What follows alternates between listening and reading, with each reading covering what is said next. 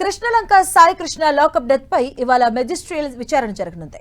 ఈ కేసులో ప్రజల నుంచి సమాచారాన్ని కోరుతూ సబ్ కలెక్టర్ ఆఫీసులో విచారణ కొనసాగనుంది.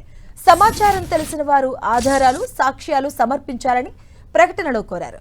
అయితే ఈ విచారణకు మాజీ మంత్రి అంబటి రాంబాబు హాజరు కాబోతున్నారు. సాయి కృష్ణ లాకప్ డెత్ పై వివరాలు అందించబోతున్నారు. మరోవైపు సాయి కృష్ణ లాకప్ డెత్ పై సిట్ విచారణలో కీలక విషయాలు బయటకొస్తున్నాయి.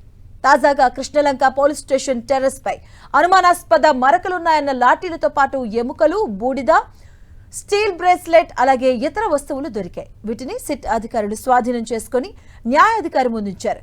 ఆయన సమక్షంలో సీల్ వేసి పరీక్షల నిమిత్తం ఫోరెన్సిక్ ల్యాబ్కు పంపించారు. ఇవి పోలీస్ కస్టడీలో మరణించిన సాయి కృష్ణకు చెందినవని సిట్ అధికారులు భావిస్తున్నారు.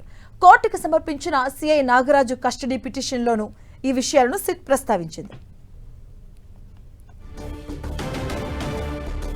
భాగంలోకి ఎలా వచ్చాయి అన్నది సస్పెన్స్ గా మారింది. ఫోరెన్సిక్ క్లూస్ టీమ్ స్టేషన్ లో అణువణువు పరిశీలించింది సిట్ బృందం. ఇక లాకప్ గదులు, స్టేషన్లోని గోడలపై మరకల నమూనాలను కూడా సేకరించింది. శవాన్ని బయటకు తరలించి దహనం చేస్తే ఎముకలు, బూడిదను స్టేషన్కి ఎందుకు తెచ్చారు? ఒకవేళ తెలిస్తే టెర్రస్ పైన ఎందుకు ఉంచారు? లాఠీపై ఉన్న మరకలేంటి అనే అంశాలపై స్పష్టత రావాల్సిందే. కస్టడీలో తగిలిన దెబ్బలతోనే సాయికృష్ణ మరణించాడని నిందితుల రిమాండ్ రిపోర్టులో సిట్ తెలిపింది.